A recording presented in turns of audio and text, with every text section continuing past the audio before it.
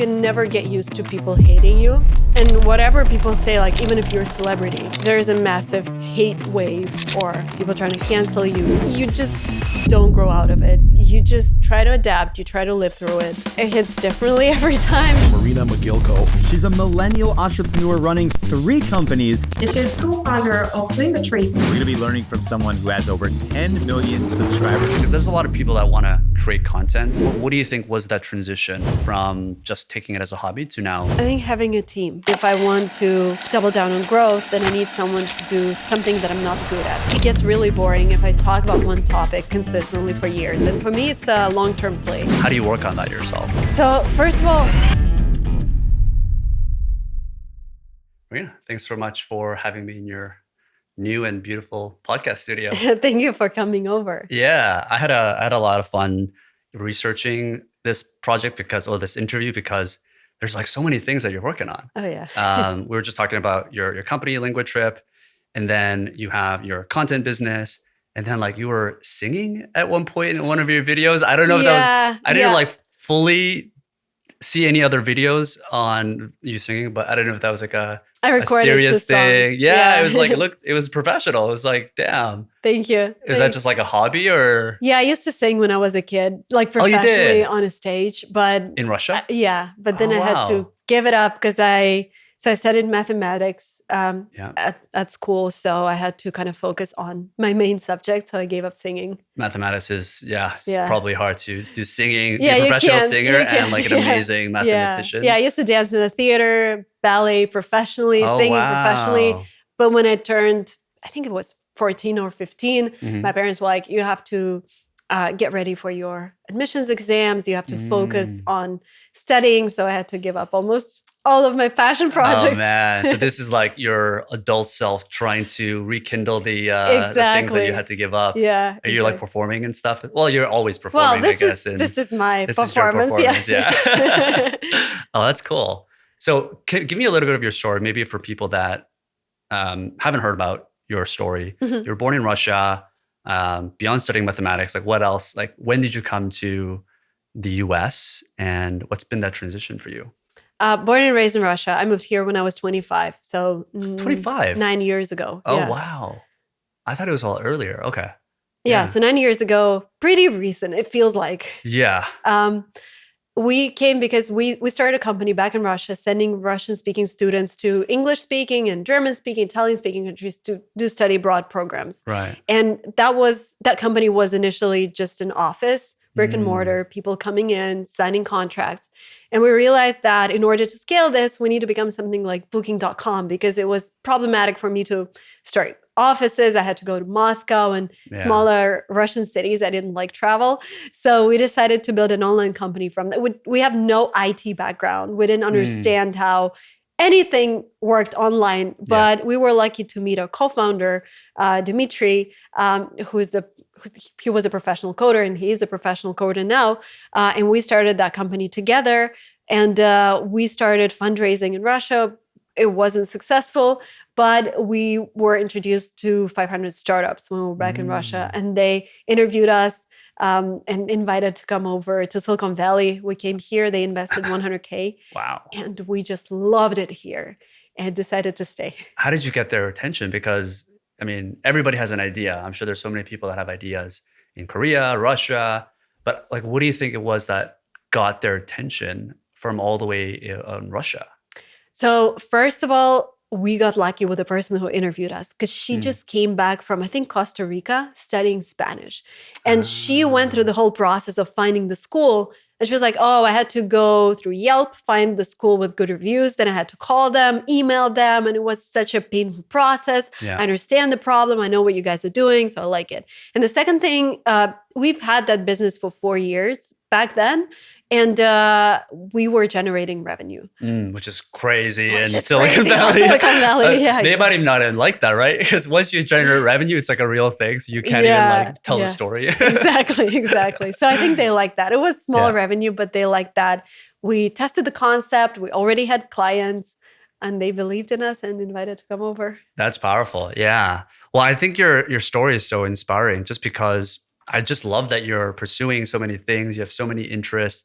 We were just talking up in the kitchen that for whatever reason, like immigrants, we kind of tend to fixate on the traditional path, especially if you're like a first generation, because your parents bring you here, they want security for you. Yeah. Like the whole joke in Asia, it's like you're either a doctor or lawyer or a failure. Because it's stable. Mm-hmm. Being an entrepreneur, being a YouTuber, right, up and down all the time. Right. What was that conversation with like your parents? I don't know how much, because Asians, it's like tiger moms, tiger dads, and like you kind of have to do what they're telling you to do, right? I don't know how that is with like Russian, if you have traditional Russian parents, like what is that, and how did that impact what you're doing now? Yeah, my dad is very traditional. He teaches at a Russian university, and he teaches management and systems and everything. So he's done his PhD. Yeah. So he went that professional route. My mom is an entrepreneur, so she understood my desire to build something on my own. Oh, wow. Okay. So she was the one that was able to. They were both still very skeptical. I'm sure. And my grandparents. They were like, how are you going to retire if you're building your own business?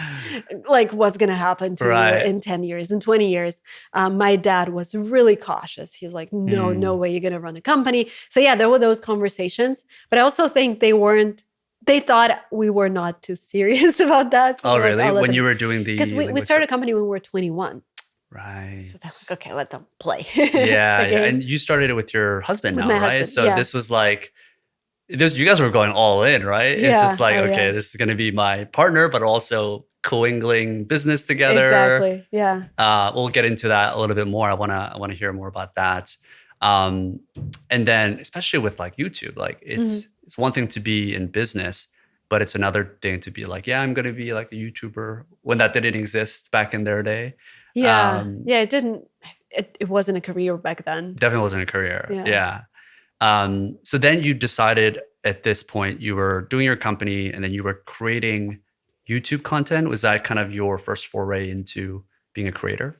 Yeah. So the thing is with building a company, so as I mentioned, we tried to fundraise, but it wasn't successful. Yeah. So I thought, let us have a plan B. And I'm all about having plan Bs, which is, if you talk to the best minds in the world, they tell you just focus on one thing. I'm all about having a plan B, plan C, plan D, just in case things go wrong. So my plan B was to get an MBA at an American university because I heard there are full-ride scholarships. Because I couldn't afford an MBA program that cost like hundreds of thousands of dollars. But I heard about that program. I actually got an opportunity award from the US government, which pays for all of your exams like GMAT, TOEFL, all of your application fees. And I got into 2 universities, Johns Hopkins and University of Florida, on a full-ride scholarship. But then 2 weeks later, we got this offer from 500, which was like what I wanted to grow our business. So I had to say no to my MBA in the US. But you know what I'm thinking now? Maybe there is a chance that I really want to do a PhD. I started my PhD. Even now you're saying at this point. Oh, wow. Really? Probably because I come from this academic background. Sure. I started my PhD in Russia. I did my first year and then we moved to the US. So I had to stop and basically cancel. My dad has a PhD. So I have three brothers, they're grandparents. So one of them is my grandparent and the other ones, I don't even know how you call them. One of them is a professor of physics at a university in Maryland. Another one has a PhD. Like I come from this background where everyone has a PhD. So I feel like I really want to explore that route. And I just realized that about myself like maybe a couple of weeks ago. So it feels brand new to me, but I started exploring some PhD programs. How much of this, because I'm curious, I went through this work just quite recently as well about why I make certain decisions in my life. But how much of this for you is it something that you really feel like a calling for versus maybe getting approval from your parents based on what they want you to do? 100% that too. Like that affects everything that I do. Of Even course, now, yes. But you're like already successful to anyone's measure, and it still feels that way. Absolutely. Wow. Yeah. That, but also when I started researching modern PhD programs, like how marketing, like social media marketing and what people say online affects your company, how it affects your image, like all of the narrative that appears in social media. This is exactly what I've been doing. Yeah. And like, if you can formally sit down and just do your research and explore what's going on with the companies, and that's your PhD work, like this, this is exactly what I want to do. But don't you think you already have your PhD in terms of experience? In terms of experience, yes. In terms of scientific research, no. There are so many things I can learn. Okay. So like it's the... we'll see. I don't even know like what kind of workload that is. I need to explore that because I have 2 small kids. I can't really, just do whatever I want. And you've got like what, three businesses, and you're doing all of these things. Well, LinguaTrip is mostly my husband now, okay, and the team. I have my media company, which has 3 channels. I have a course. I have brand deals. I speak at conferences. That is a separate business. But there I can control my hours. I can always stop and say no to things. But with kids, you can't do that. You can't do that. My brother just had 2 kids now. So I get what you're saying. Yeah. So let's talk a little bit about your transition to YouTube. So you started creating, this was like your plan B amongst like plan D, C, E, all that stuff. That was just, let's document my admissions journey. That was my first video was how to take a GMAT. And I was like, I just wanted someone around me who's going through the same thing because none of my friends were taking GMAT or TOEFL or writing personal statements. So this is how I started my channel. So it's like more documenting rather than trying to like teach something to someone. Okay. Yeah. And then was there a point where you said, oh my God, like this is a business. This is not just me documenting. What was that tipping point for you? I think it actually happened in 2015, when we came here. I started documenting our life here in Silicon Valley, how we're building the startup. Yeah. And then we realized a lot of customers who booked trips with us, they came from my blog. And I'm like, wow, okay, I actually need to put more focus in it because it becomes a marketing channel for LinguaTrip. Yep. And during the accelerator, you have to have this to show this hockey stick. Oh, this is during 500. Okay. Yeah. And I was like, okay, let's double down on making videos about, programs and study abroad. Got it. And then you continued, I guess, now into like Silicon Valley Girl. You have all of these different channels. Was there anything differently that you did? Because there's a lot of people that want to create content and they either can't get traction or they're not taking it seriously. What were you doing differently when you saw YouTube as a business vehicle, when you took it professionally? Was there anything different in terms of your mindset or maybe the equipment that you were investing in? Like, what do you think was that transition from just taking it as a hobby to now, millions and millions of followers that you have? I think having a team. I started delegating because I realized my superpower is to be in front of the camera. Yeah. And if I want to double down on growth, then I need someone to do something that I'm not good at, like editing. Yeah. So editor, was that your first hire? Yeah. Okay. So I hired an editor. Now I have I have a manager who sometimes helps me with research and some ideas. I have a thumbnail designer. I have a sales manager who talks to brands. So I have a team helping me because I realized, I like being in front of the camera, but I can't edit. I'm not good with Photoshop. I could learn it, but I'd rather focus on something that I really like. Yeah. And I've noticed you transferred your passion for diversity also into your YouTube channels because you have 3 different channels. Yeah, I know. And I'm like, well, yeah, you're saying no already, right? just when I said that, you're like, oh no. But this is what I've heard is like, you always want to focus when it comes to business or media. What are the things that you've learned, if you have any like lessons learned from that of diversifying? Do you think it actually has helped you like a net positive or? I think so. Because for me, it gets really boring if I talk about one topic consistently for years. And for me, it's a long-term play. It's not like I want to grow in 2 years and that's it. I want this to be consistent for me. And sometimes I get burned out from, just making podcasts. Last year I stopped for, I think 6 months on Silicon Valley Girl channel. I just stopped. I didn't want to talk about business. I wanted to travel with my kids. I wanted to see my family. I wanted to explore the world. I didn't want to talk about business. Right. So I just stopped for 6 months, but I had my 2 other channels where I could just talk about anything or something that I'm passionate about. Got it. So I feel like for me, this actually makes so much sense to just switch my focus. I can do 3 channels at a time. Yeah. But with some videos, I'm putting in more passion versus the other ones that week, and then I'm switching between channels. Yeah, I agree with you too. It's tough, especially if you have a channel that's like only specifically talking about something like tech. I don't know or how people health. do that. Yeah. It's tough. Yeah. Whereas you have one channel which is like under your name, and that can be around your life, your passion. Yeah, so anything. that seems more sustainable, I guess, in the end. Totally. But the other thing is around like having your name in the brand also. This is something that a lot of freelancers maybe learn a little bit too late, is that they have their name on their agency or whatever, and then they can't sell it, right? They can't get away from that name. Well, now you can. There are companies that are buying channels.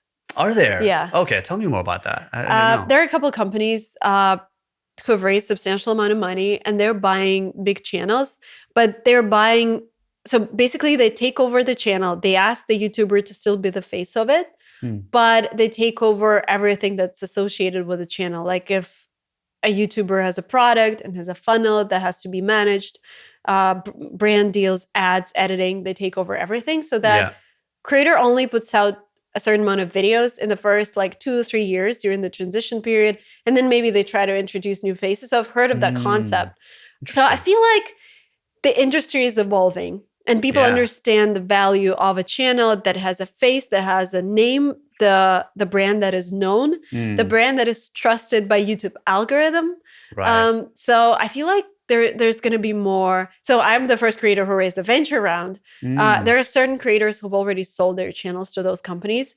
I don't know if I can say that publicly, but you can Google it. Yeah. There are probably news out. Sure. So we see how this segment of the market is actually evolving, just like the standard companies market. That's interesting. So it's exciting. Yeah. So that's a relatively new thing. And I agree with you. Like, even if you poured a lot of money, you can't replicate the trust and the loyalty that someone has created in a channel. But how do you value that, like for a company? You can look at the cash flow and just give it a multiple. Like an EBITDA multiple or something like that? Yeah. Oh. And what are the multiples of something like that? Is that relatively well known? I don't know if I could say. I like. You don't know, or I know some of the deals, but I don't think I can discuss them publicly. Yeah, maybe not. Because I think like a B2B company is like 10 to 12. B2C company is probably like 6 to 8. Services is like 3. I guess it's somewhere in between then, I guess. That's fascinating. Wow. Is that something that you're potentially pursuing, like something that you'd be interested in now that you have 3 channels? I could. I don't know. Like, so it always depends on how it's going to work out for a creator. I feel like it's a very important aspect. If it's going to be, if it's 2 years of video making, or if it's just a month, then, it depends on how the deal is structured, I think. Sure. Yeah. I mean, we don't have to talk any about it. It seems like, you're still kind of going through the process right now, but yeah, that's an exciting time. Yeah. So it's channels that are actually being acquired. Interesting. So for any advice for creators that are coming up, at this point, you've got 3 very successful channels, and they're also in different niches. So it's not like this was like a fluke. You have a system, you have a strategy that has clearly worked after all of these years. If you were to kind of look back from the person that was like giving advice on picking, GMAT guides and everything like that. If you were like, okay, you can do this like 4 times faster if you follow these guidelines that, the Marina now knows. Oh, yeah. What do you think those key things would be to your younger self? Niche down. Yeah. More. Even more. Because even if you look at my channels now, so Lingua Marina, the channel that eventually I realized it should only be about English language for non-English speakers who are struggling with accent and like all of this, like understanding American culture. But if you look at that channel, I started with GMAT, TOEFL, then raising money for your company, then getting into Cambridge because my friend got into Cambridge. So it was like, I was just exploring everything. And you just, there is a vlog from Singapore. And you just, exactly. And if I made less experiments and was more conscious about my strategy, which back then I had no strategy. I was like, let's just post whatever. Sure. Which is great when you start a channel. You get to explore, you get to feel your personality, where you're good at, where people see value in you, and which types of content. But the thing is, I still have this in me, and it's really hard for me to niche down and focus. But I see that when people focus, like with Instagram, if you focus on one particular type of content, my friend is doing that now, and he's grown by 600,000 followers in 2 months on Instagram, because you make reels, has a very specific format, has a very niche topic, English, complicated English words, and he's been growing like crazy. Could I do that? Yes. Would I get bored in 2 weeks? Yes. Probably, right. And start doing something else. Sure, and that's my problem. And I totally realize it. And I think it kind of, it doesn't help me grow. Well, I think one thing that you should commend yourself on is, people talk about product market fit, and then they talk about founder product market fit as well. And for you, it seems like you've applied that to even your content strategy and your media company as well. Like, you knew just doing one niche is probably like a good idea, but it was just maybe you knew yourself, right? Yeah. You were self-aware enough not to do that. Yeah. But that's interesting. Okay, so niching down, that's one. What else do you think you would share? Being consistent, looking at what already exists on YouTube, because I feel like some people want to start a channel and they think they have to be super unique, talk about things that no one has ever talked before, come up with a very weird format that is brand new, like overcomplicate things. And the thing is, there's already demand on YouTube or Instagram or TikTok. And all you have to do is satisfy that demand, create supply.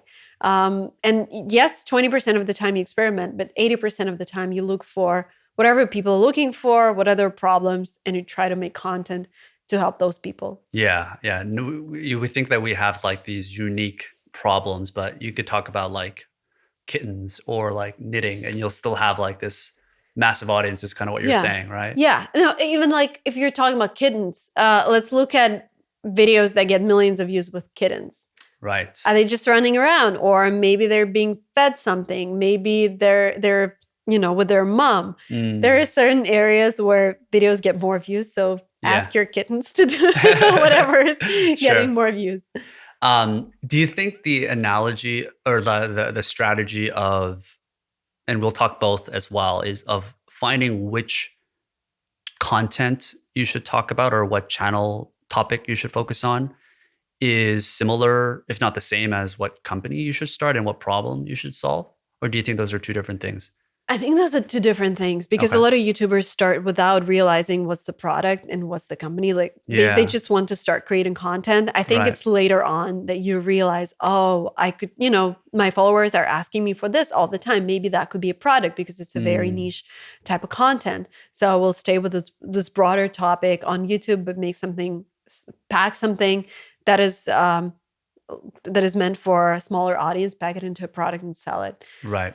But if you're a company and you need to start a YouTube channel to grow your traffic, then it's a different strategy. You just go after videos that are already trending and you're like, just remake them. Yeah, it's more of a machine rather than like having your personal heart into it, right? I think I saw a video of you also explaining the kind of the Venn diagram of how to know what business you should start as well. Do you remember which one I'm talking about? You had like what the market needs, and then how if the market is growing or shrinking, that type of thing, what people are asking you for, what's your expertise, what are the problems associated with a business. So it's expertise of maybe someone's experience, skill set. The other one was like, is there a big enough market? And then is it growing? Is it growing? So that's important. Okay. As a person who's been in a shrinking market, study abroad is actually a shrinking market, like those language programs. Right. It's just so, it doesn't feel rewarding at all when you're putting all your effort and it's just shrinking with COVID, with regulations, with what's going on in the world. It's just becoming smaller and smaller. Yeah. But if you put the same amount of effort into the market that's growing like crazy, like we said, the obvious examples would be crypto or like AI. Yeah. You just do a tiny small effort, but because the market is exploding, you're exploding with the market and you're getting exposed to all of the opportunity. But if your market is shrinking, yes, you could be enthusiastic enough to push your company to the forefront of that, market, but it's still shrinking. Yeah. So you don't believe in this idea that like it doesn't matter what niche you pick, you can still be a billionaire or centimillionaire, as long as there's this example of like a billionaire in India, I think, that made concrete business, and he made like $1 billion. Well, or that's a something like huge that. business. Concrete, like everyone needs to build houses. True. Yeah. The thing is, sometimes we're passionate about something that is a shrinking market, and I don't think it's a good idea. Right. I guess there's a difference between boring, which I think about concrete business, versus shrinking or small market. Yeah, that's true. Like if you have ambition to just when we started this business, my ambition was let's just help people study abroad because I was so passionate about it. Sure. But then if you think about the business long term, yes, you're going to lose that passion maybe in 5 years, maybe in 10 years. So you have to be able to grow a company to a state where you can hire professional management, professional people to run it. But if the market is shrinking, like all of the professionals are actually leaving the market. So you either have to pivot, which we did, or, shut down your company. Yeah.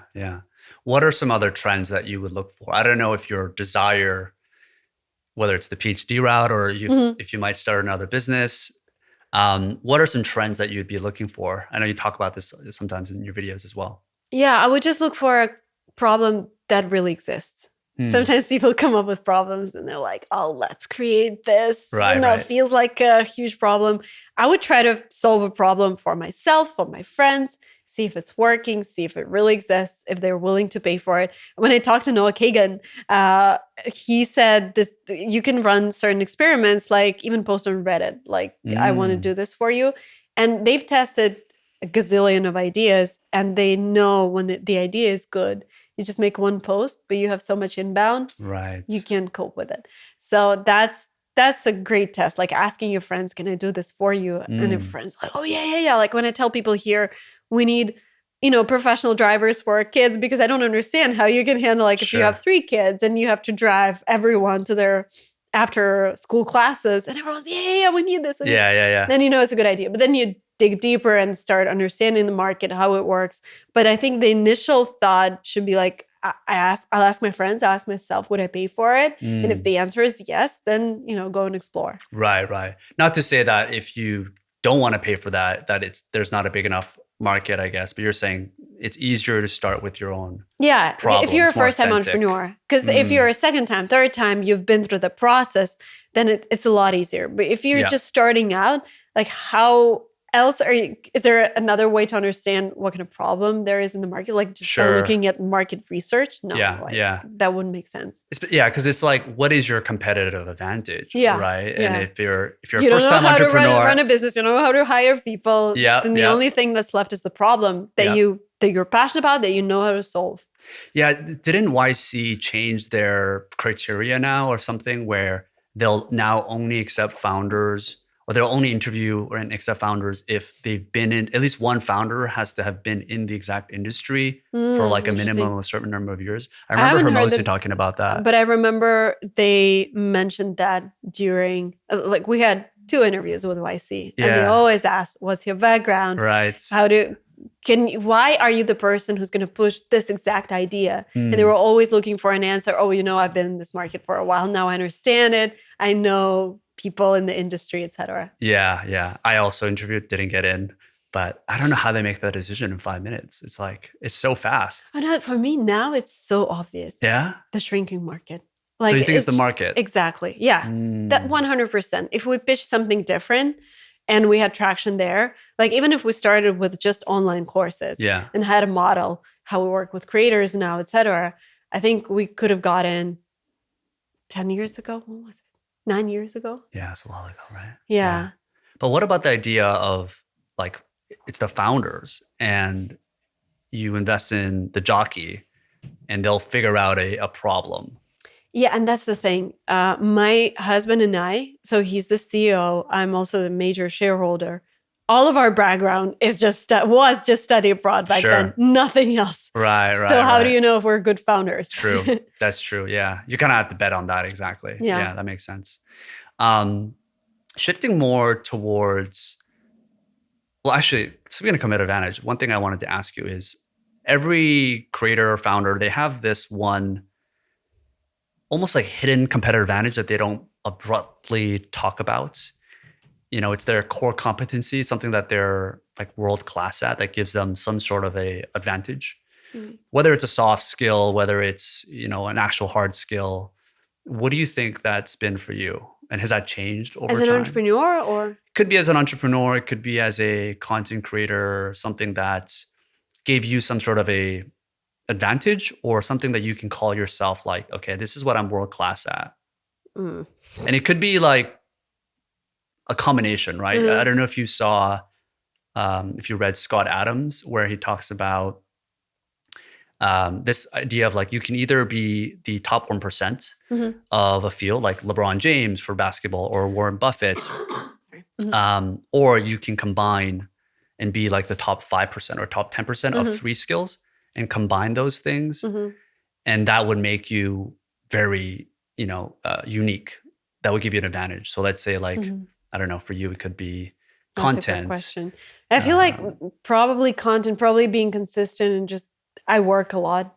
Okay, so work ethic. Yeah, I think just working all the time. Like I had my first baby. I was in front of the camera 2 weeks later. I had my second baby. I was in front of the camera 2 days later. I worked the day before I gave birth. Sure. When I talk, because also this is something my investors mentioned, because they were like, when we were thinking about investing in you, we saw that you never stopped even when you had kids. That means you're super passionate about what you're doing. So I feel like it's the work ethic and just learning. And I've been doing this for 9 years. Sure. And this is what my husband also, because it's hard for me to assess myself like that. But my husband says that my main competitive advantage is that I work a lot. Okay. That is one. I think the content for sure, but also maybe because the way you started, now you probably don't even need a competitive advantage because your competitive advantage is your audience probably and your brand. But maybe when you started out, is you were someone from Russia at 25. And the timing also, 2014, brilliant time to start a YouTube channel. Timing is huge. Yeah. Just like now, we're going to say like 10 years later, we're going to say 2024 was a great time to start a YouTube channel. Right, or TikTok. It's going to be so much more saturated. But I think 2014, it wasn't, especially in Russian language, not a lot of content about GMAT or TOEFL or for sure. The US admissions. For sure. And it's your story also, right? Yeah. Whether you got there by chance or by your own admission, like having those 3-4 things probably was. Yeah. And I think timing is huge. Also, we were like the second Russian speaking startup out of 500 startups. Really? Yeah. So all the Russian media was like, oh, wow. Oh, that's cool. This company that got into Silicon Valley. Yeah. So they kind of gave you that boost up of media and press. Yeah. So timing, because if now somebody gets in, it's okay. Well, people been there. They've done that before. Sure. And back then it was like, wow, what's going on? Yeah. Mental health. I want to shift there a little bit with, how many channels that you're working on right now. The first thing that I would imagine is hard for you was, maybe it wasn't, is that criticism that you get when you first start. I remember there was a thing by Jessica Livingstone, I think, like she was wife of Paul Graham. Yeah. And she said that if you're not getting some sort of hate online, or if you're not getting criticism, you're probably not generating enough awareness or attention. You're not doing something right. But it's still hard, right, for mental health. So earlier on, and maybe even now, you're having some difficulty with it. Is that something? Do you have any strategies in terms of how to deal with that these days? Do you look at comments at all? I used to block a lot of people. Really? Back in the day. On YouTube? Can you block people on YouTube? Yes. Oh my God. Yeah. Oh, okay. I would block people like crazy so my vlog would come out on Friday, and my Russian channel was growing pretty fast. Yeah. So this is where I was getting my first hate. Yeah. And I would just sit and block people like crazy. And if you look at my blocked list on my Russian channel, it's huge. And then I have this top list of words, and there are all kinds of Russian swear words that you can think of. Yeah. So I started blocking people. It's been a process. I feel like you can never get used to people hating you. And whatever people say, like even if you're a celebrity, if there is a massive hate wave or people trying to cancel you, you just don't grow out of it. You just, you try to adapt, you try to live through it. But I feel like every time it kind of hits. Sure. It hits differently every time. Sometimes we're like, okay, it also depends on how you feel about yourself at this stage of your life. If you just, when I was in my first trimester, I was pregnant with my second baby. I felt horrible, hormones over the roof. And somebody hates me, of course I will overreact. If everything is well, I'm running my companies, kids are healthy, everything's going well, somebody hates me, I'm like, okay, sure, they're having a bad day. Right. So it really depends on when it hits you. But it's somewhat good because it's something you can control. I feel like you can never control how many people are going to put hate comments online. But at least it's comforting to know that you can control how you perceive it. Yeah. Obviously, you have babies and all this, so not everything's going to be right. How do you work on that yourself?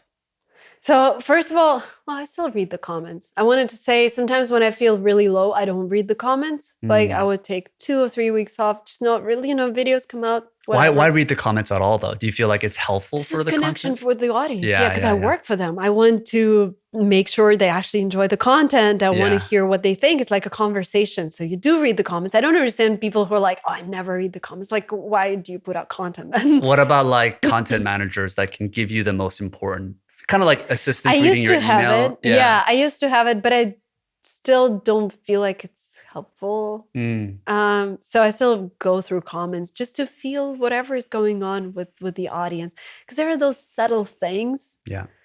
So, but sometimes when I feel really low, I just don't read the comments. I know. Yeah. It's tough. It's tough. I mean, the comments that hit the worst though are like, if somebody was like saying something ridiculous, right? It wouldn't even, it's so far away. But when there's like somewhat of like a truth to it, you're like, oh, you're like, how did they know? Oh yeah, it's like, it's kind of true. It's like, that's true. Especially like I said, if you're feeling really bad at this moment of your life, maybe something's wrong with your company. Like we were failing during COVID, like the crazy things. You have to lay off people, and then people are laughing at you, ha ha ha. So you scam those investors. You raised money from them. You typical Russian, whatever. Is it mostly Russian people that are targeting you for that reason? Well, for the investors, I don't even know. Like I get comments from both sides. Yeah. But I feel like American, I don't even know. American haters are like, she's just dumb.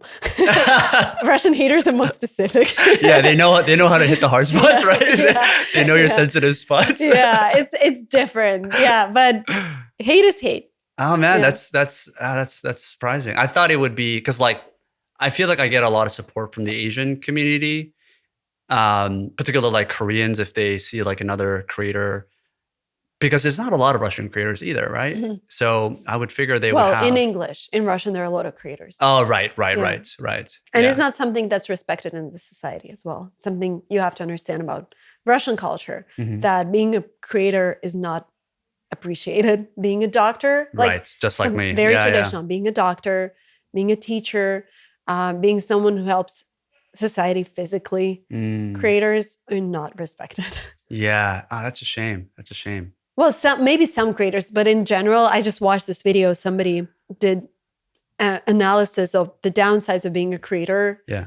And a Russian-speaking creator. So most of the people who think you're not doing anything, you're just wasting society's money. Really? Even though you're educating people, they don't see that as, I mean, you're not creating content on like silly things. You're actually helping people learn English and develop a better life. Yeah, it's funny. You know what's funny about those comments though is I get comments for like when we're doing advertising on our apps. And then when you reach out to them personally, like even on Facebook Messenger, they're like, oh my God, like, no, we like your app. Like, sorry. Some people would do that. Problem. They'll never say that stuff to you in person. Yeah. You know, if they were in a Costco. Oh yeah, never. You, just, never. Yeah. They're hidden by the anonymity, right? Yeah. Are you relatively like, I don't want to, maybe it's fame, like the way you, I guess that's the right way to phrase it. Is there a bit, apart from online hate, is there anything that you find difficult about that? Like, do you, when you go like out in the world and people like recognize you or anything like that, is that something that you've gotten more comfortable with, or is that something that is never easy? No. So first of all, I don't get recognized that much. If I go out, maybe a couple of people come up, but not like some people can't go out at all. Sure. So it's not like that level. And normally they're very nice people. They're like, oh, Marina, thank you so much for your videos. Right. But sometimes if my kids are misbehaving and I have to tell them something in a strict manner, I'm always thinking, if someone's watching and they're judging me for my mothering techniques, that gets into my mind. Sure. And also when you're a public person, people expect you to behave the way they want you to behave. Like they want you to say certain things. They want you to support certain things. But there you have to be like super careful because, yeah. Why? Because if you say one thing that you believe in, there will be 50% of people who disagree with you. You mean like values or your opinions in politics? Anything, vaccines, whatever. Like there are those controversial topics, but sometimes people are like, why haven't you even talked about that? Why haven't you mentioned that? And like, I'm trying to, speak about those things within my family circle and not publicly. I don't have to speak about everything publicly. But if you're a public person, people expect you like they want to know you. And I understand that. If you watch someone, you want to know what he or she thinks about a problem that bothers you. And if that person just ignores that problem, that kind of looks deceiving to you. I don't know. It doesn't. Depends. It depends, right? Like if how much expertise do they have in it? I don't think anyone should just give their opinion for the sake of giving an opinion. Exactly. Like if you have and no that's what I expertise- think. But some people don't think that. They're like, you have to speak about this. Right. Have you talked about like the whole Russia and Ukraine thing at all? Or is that just something you're like, that's one of those things where that's one of those there's no win there pretty much, right? Yeah, well, it's a hard topic. Yeah, I get it. I get it. That's a cue to move forward to a different topic. Another thing that I really appreciate about the work that you've done is, and I think why people are attracted to your content is the transparency that you have, particularly around like sharing your income, your personal finance. I stopped doing that. Did you? Is that a reason or? Too much. People like, again, I feel like, I played this game of let's try to become as famous as possible. Let's make all the most viral shorts in the world. Like in 2022, 80 million views a month. That was crazy. Everyone would come up in the street. Oh, I just saw your TikTok, and I will be just driving and they will be waving from other cars. I was like, okay, I get it. That's cool. But do I really want to go that route? I don't know. And so I think 2022, 2023, I was like, okay, I don't really want to become a celebrity. Because my dream, 2022, I told my husband, I want us to go to Target to do our shopping, and I want them to close Target because of, everyone wants to take a picture. Wow. That was my ambition in 2022. That was not that long ago. Yeah. But then I kind of started experiencing that. Yeah. And I didn't feel comfortable. Because again, every step is being judged. Everything that you make is being watched. Everything is being, discussed in the media. Yeah. I'm not comfortable. So you got a little bit of a taste. You're like, oh, maybe this is not. Maybe the water's too hot for me right now. Yeah. So I don't feel like I'm either ready or maybe I wasn't built for that. Wasn't made for that. What was the thing that drove you to want that in the first place, though? Just this desire. Yeah. Just try. What does it feel like to be famous? But then I started reading. I remember Tim Ferriss he wrote a huge blog post on how, people would pretend to be his drivers at the airport because you can actually download the list of people flying. So he always flies he asks his assistant to book a taxi under a different name because people will come up with a tablet saying Tim Ferriss, and you would sit in the car and they will just hijack you. Like he wrote about those stories. I remember there was a creator who got killed. I think it was in Canada. No? Which one? There was a creator, and there was a guy who was obsessed with her, so he came to her house and killed her. And after reading those stories, I was like, that's weird. And like Casey Neistat, he told a story where he just had a newborn baby, and people would just come knock on his door asking for a selfie at 9 p.m. Oh my God. And when I started reading all those stories, I was like, okay, No wonder you live so far away from everything. I was like, damn, it takes so long to get here. I was going to miss my flight. No, I don't feel like I'm comfortable with that. Yeah, no, I get it. I don't think anyone is. It's just... It's a trade-off. Do I want to make this trade-off? Right. I don't know. With, again, 2 small kids. Yeah. Did that change, you think, once you had kids that were growing up? Absolutely. When we lived in San Francisco, we didn't have kids. I used to show our apartment, our building, everything. People knew where I lived. Everybody knew where I lived. Wow, that's so crazy. Even me thinking about that, it's like I didn't care. But then you have kids and you become more responsible. No doubt. Yeah. And no doubt. Again, I never had any issues with my followers. But after reading all of the stories, I'm like, right. How am I protected? I can't hire private security right now. Right. And you're saying your followers, like it's 10 people. You've got millions of people following you. So you just don't know who exactly is going to be the bad bunny in that pool. Yeah. So you were chasing fame, and we were just talking upstairs as well around kind of your relationship with money. Mm-hmm.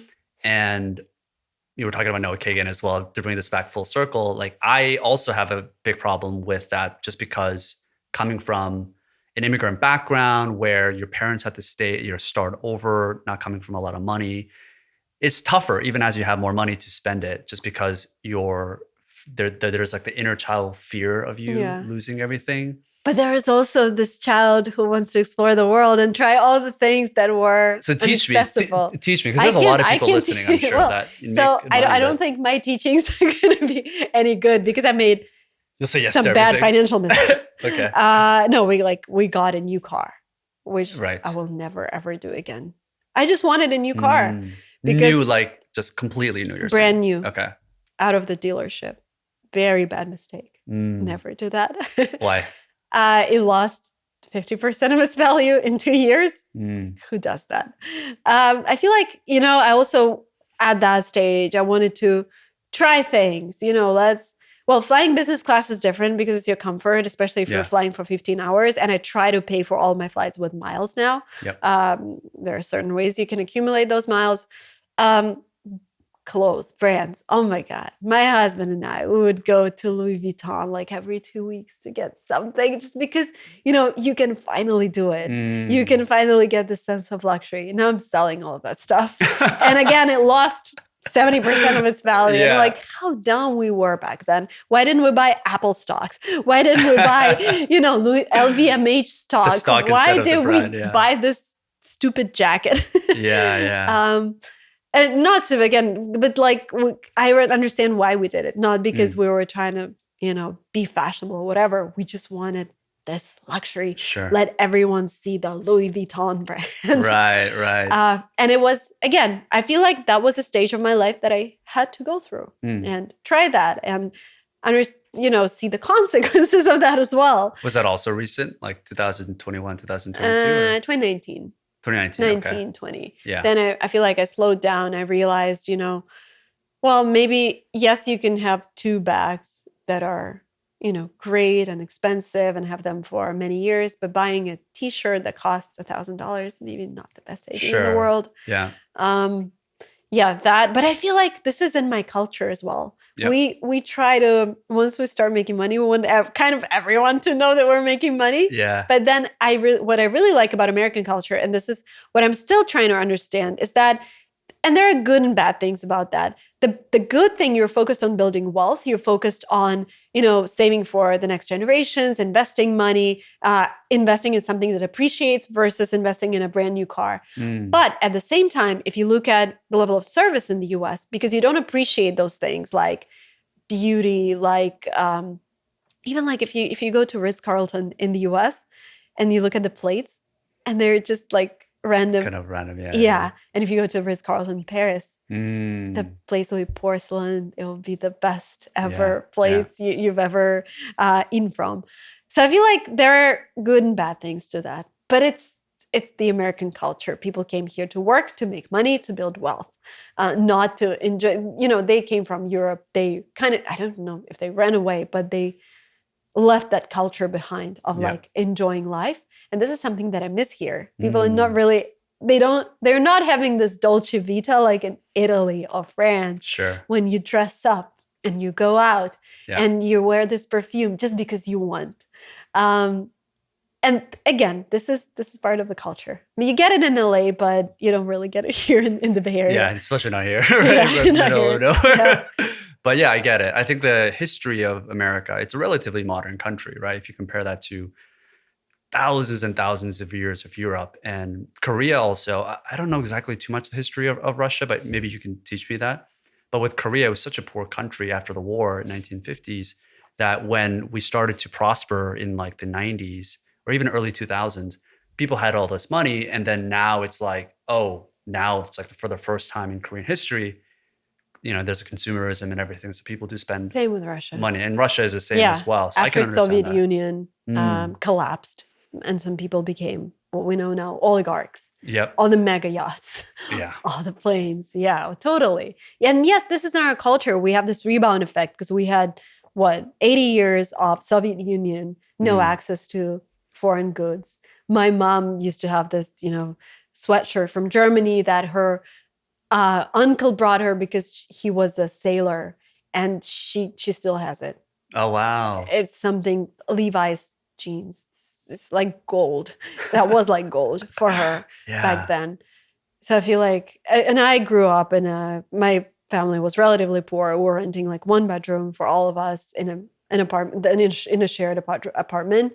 So I didn't get access to a lot of luxuries. And of course, when I started making money, I wanted to experience that. I wanted to see what the world is about. I totally get it. I think if anything, it's a great lesson that you can pass to your children, right? Yeah. Because you've been on both sides, you're like, okay, like kids probably gonna grow up with some comfort now, but we've been poor, we've been rich, and we have all these things, and this stuff doesn't really make you that much happier. And you can kind of have that story to tell to your children, I guess, as they and you have to make your lifestyle sustainable. Like, oh, if your income is up, I'm buying all those things. If my income is down, I'm selling all those things at a discount. No, this is not how it works. How do you think you'll teach money to your kids? I will definitely teach them investing.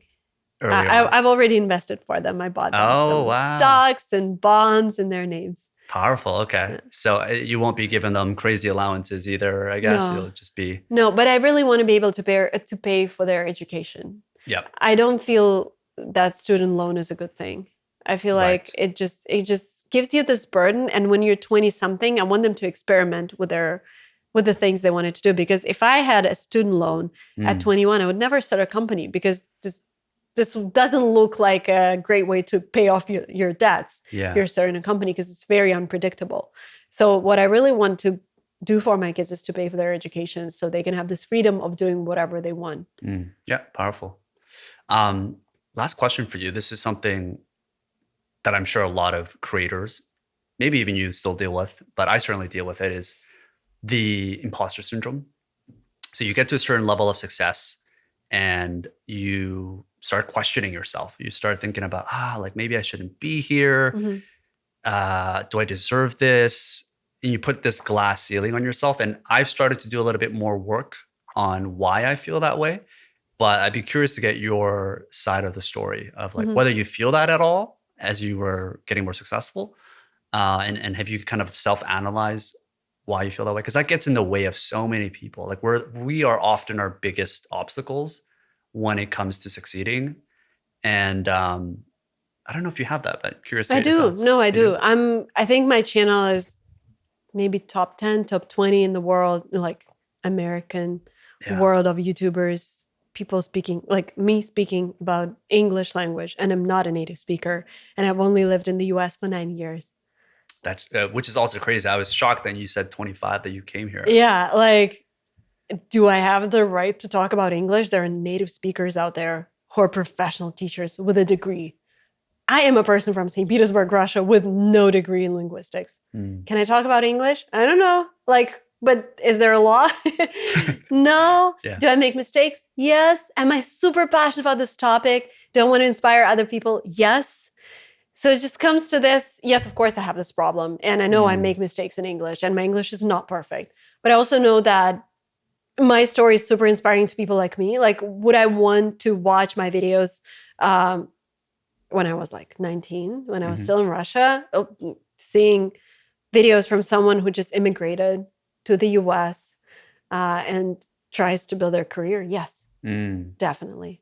So is that the reflection that you make to get over the imposter syndrome whenever you have there doubts? are certain things that I do. First of all, I have a native speaking teacher who checks all my videos. And if I say something that's completely wrong. She's like, no, Marina, we have to cut this out. This is how you say that. Yeah, I feel like putting a system together helps. Sure. And what about other aspects of your life? Like just your overall success or anything like that? Is there anything that you're like, should I be here? Or do you feel like, no, like I've worked my ass off. I deserve this success? I don't know. Sometimes I feel like I'm invited to things just because I'm a female. Really? Because they want this balance. Right. Sometimes I come and I sit next to men who are much more successful. And I understand I'm on the panel because they wanted 50% men, 50% that women. thing. Yeah. But do I feel good about it? Yeah, why not? Sure. Like, of course, I'm not as successful, but it's great that they invited me. Well, you also have to realize 50% of the audience is probably female of whatever you're going to. So they don't want to just hear from men. So you have this unique positioning that I think is important. So yeah, it makes sense. Well, Marina, thank you so much for being on the show. Thank you. That was a great interview. I really appreciate it. For great questions. Perfect. Thanks, guys. Thank you.